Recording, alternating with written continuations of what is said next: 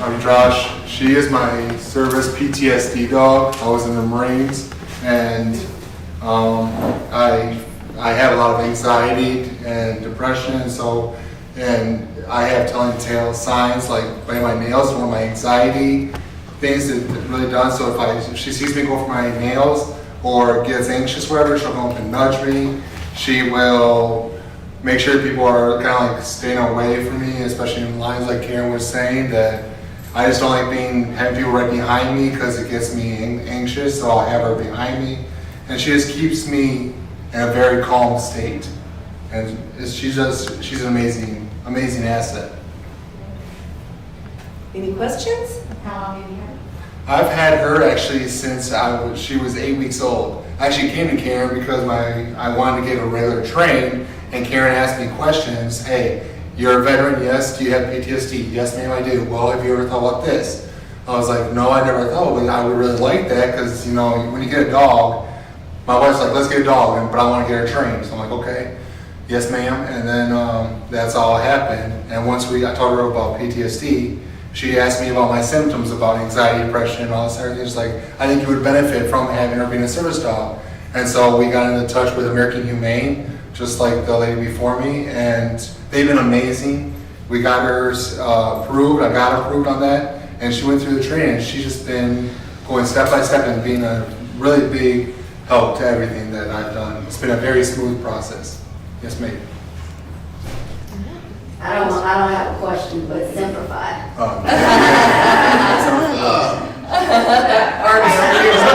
I'm not going to go in on me. So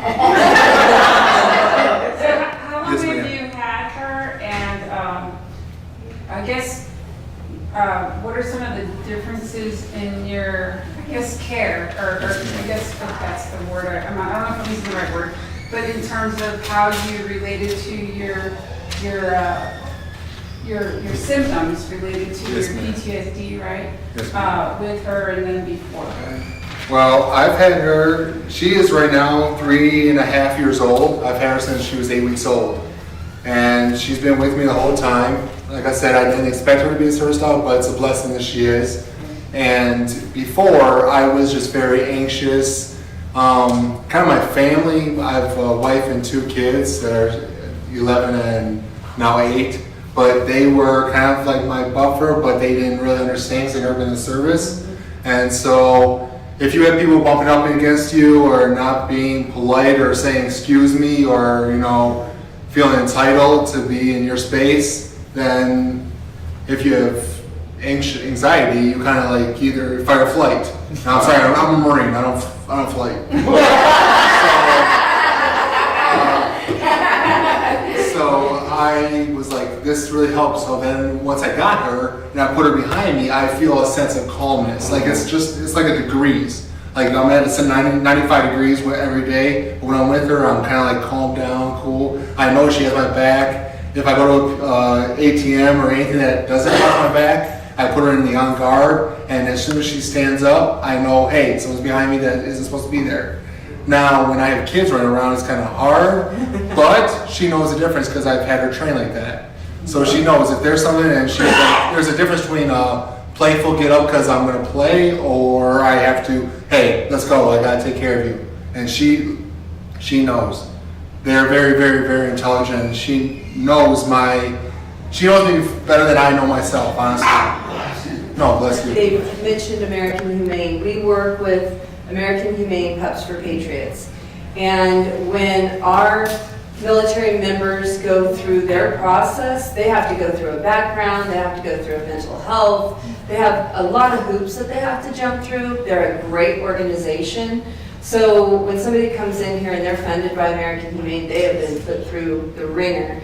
But American Humane is a great organization for veterans, and they care the most about that they have their mental health under control. So they have to have a history of therapy and agree to go to therapy the whole time they're training the dogs.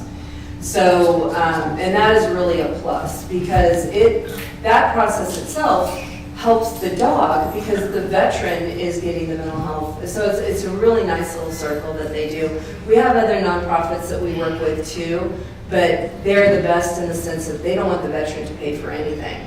Other than regular food and veterinary bills, they pay for everything, every level of training down to their equipment. Is there ever a situation where the family members can also be involved? Absolutely. We like spouses to be involved. So we will ask the veteran to bring their spouse because with PTSD, every single person with PTSD has a short-term memory loss.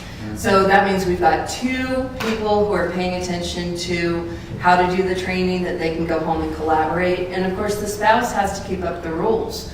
So if the veteran is teaching the dog to stop at the door and wait until it's told okay to go out or in, then if the spouse was just opening the door and letting the dog out, they'd be breaking the training. So it's very much a team effort with spouses. I can kind of speak to that. So our dog is from our son, John Paul, you'll see in a minute. But my husband is a veteran with severe PTSD. And so sometimes Brody gets confused, like, he's not been trained for my husband, but I can tell he gravitates towards him. And I'll have to, bring him back in. But just like her saying, everybody has a little bit of that short-term memory loss. When he's here to help train, he cannot remember once we get home. So if I wasn't here, between the 2 of us, it would not work. Right. Yeah. When we have somebody that doesn't have a spouse, the only thing we can really do is allow for the lessons to be taped so they can go back and refer to them. The spouses are just really helpful in a lot of ways, just that emotional support themselves, and just it's a team effort, so it's something that the spouses are doing with each other. So. And I've also asked them when we were done with our trainings, if they could write down the trainings to work on at home also, so I had something to reference off of. Absolutely. Okay, thank you, John. Thank you all.